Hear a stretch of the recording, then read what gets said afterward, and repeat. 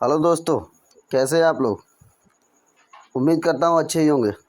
आज हम बात करने वाले हैं विज्ञान प्रौद्योगिकी के बारे में कि विज्ञान प्रौद्योगिकी क्या है।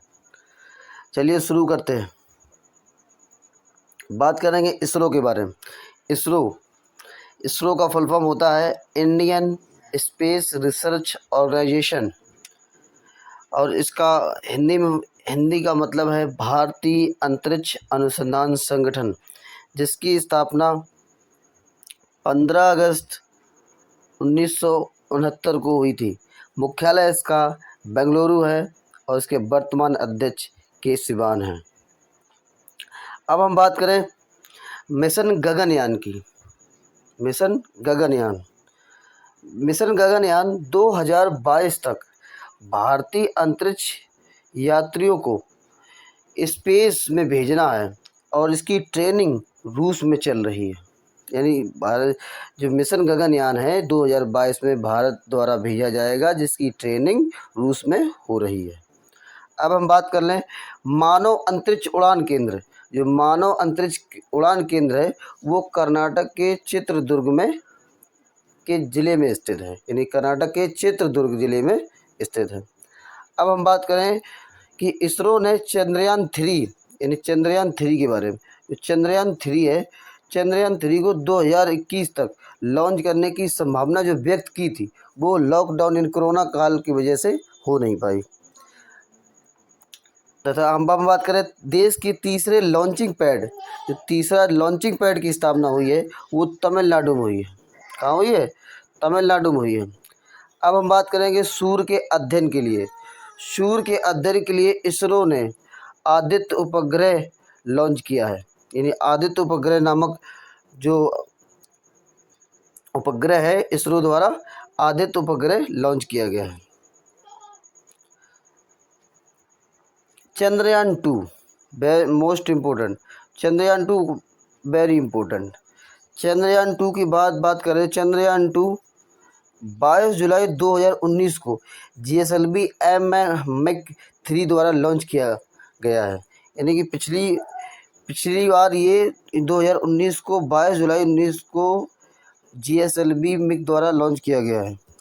अब बात कर ले GSLV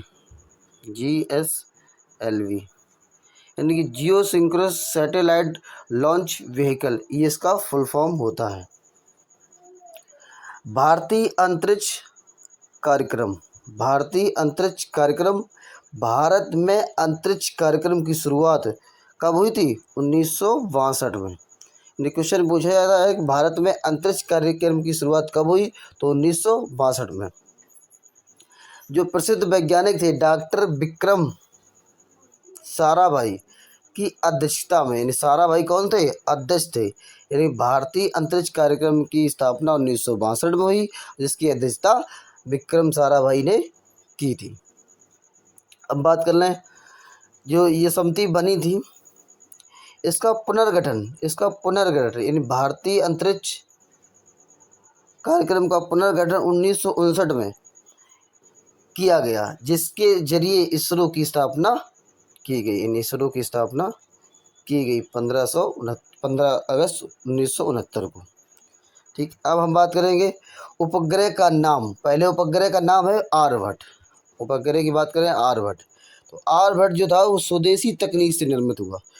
पूछा जाता है कि आर्यभट्ट कहाँ से बना था, भारत में बना या विदेश में बना? तो सही आंसर होगा विदेश में ना बनकर भारत में बना, यानी स्वदेशी, पहला स्वदेशी है।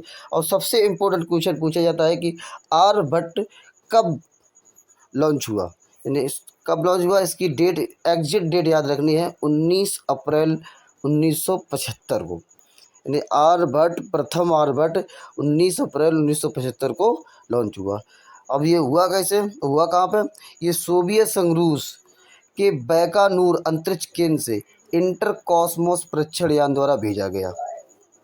यानी कि कहाँ? रूस के द्वारा भेजा गया था भारत का पहला आर्यभट्ट, जिसकी स्थापना 19 अप्रैल 1975 को हुई। अब बात करें दूसरा जो था, दूसरे उपग्रह का नाम था भास्कर। जो 7 जून 1989 को 7 जून 1989 को रसिया के वैकानूर अंतरिक्ष केंद्र के इंटरकॉस्मोस परीक्षण द्वारा भेजा गया। इन मोस्ट इम्पोर्टेंट है कि दूसरा उपग्रह था, उसका नाम था भास्कर, और ये 7 जून 1989 को रसिया रूस से ही भेजा गया। नेक्स्ट, अब हम बात करेंगे तीसरे की। जो तीसरा है वो है रोहिणी आर एस। ये 1980 में श्रीहरिकोटा यानी आंध्र प्रदेश के भारतीय प्रशिक्षण द्वारा SLV-3 द्वारा भेजा गया। कुछ याद रखना है कि रोहिणी RS-1 1980 में SLV-3 द्वारा भारत के आंध्र प्रदेश से भेजा गया। Next, most important question, Chandrayaan first. Most important है चंद्रयान फर्स्ट। 22 अक्टूबर 2008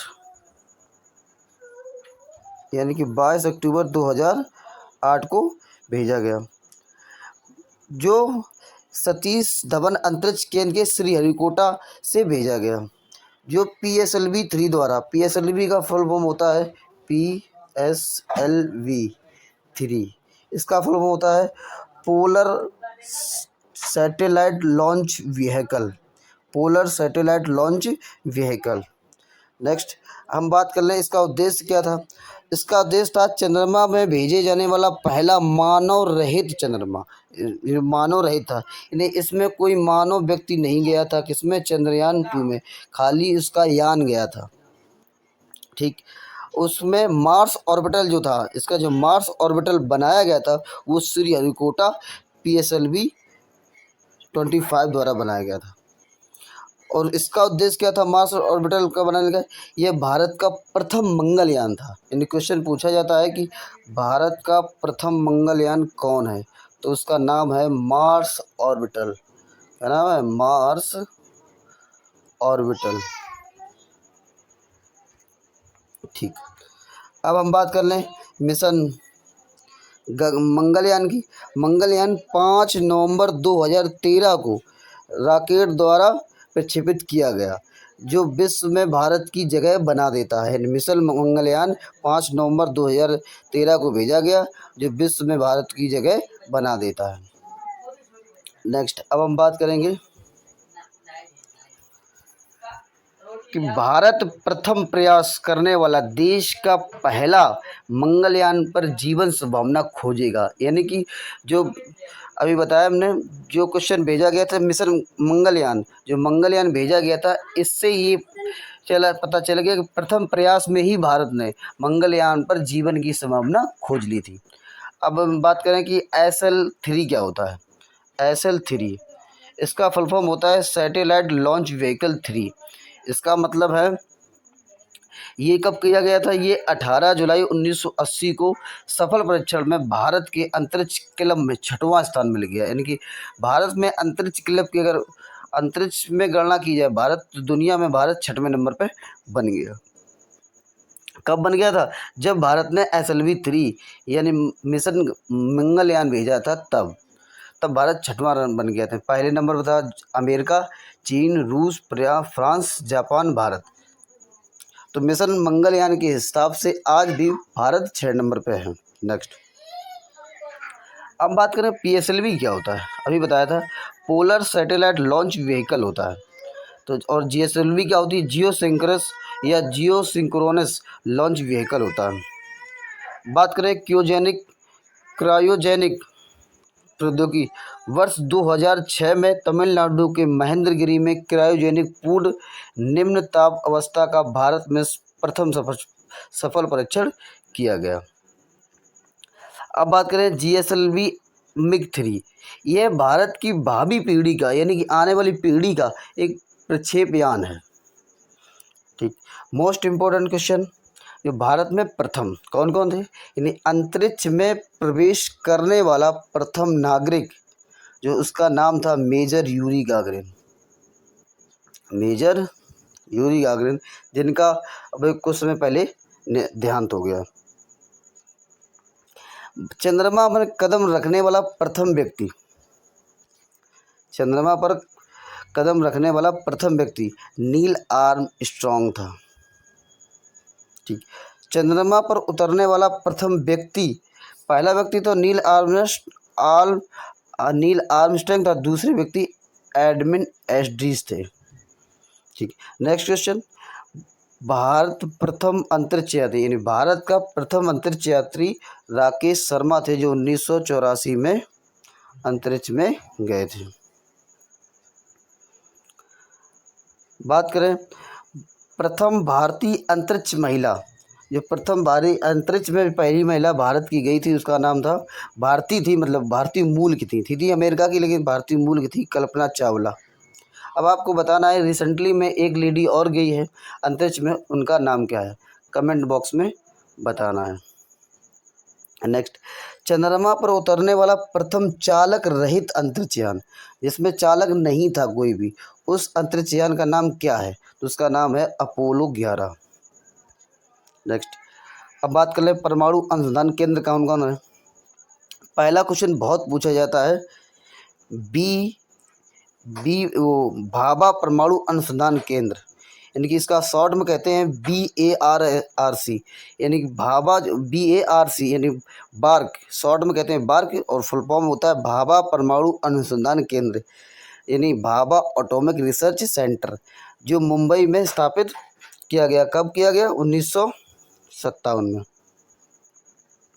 ये था, ये भारत का प्रथम अनुसंधान केंद्र था।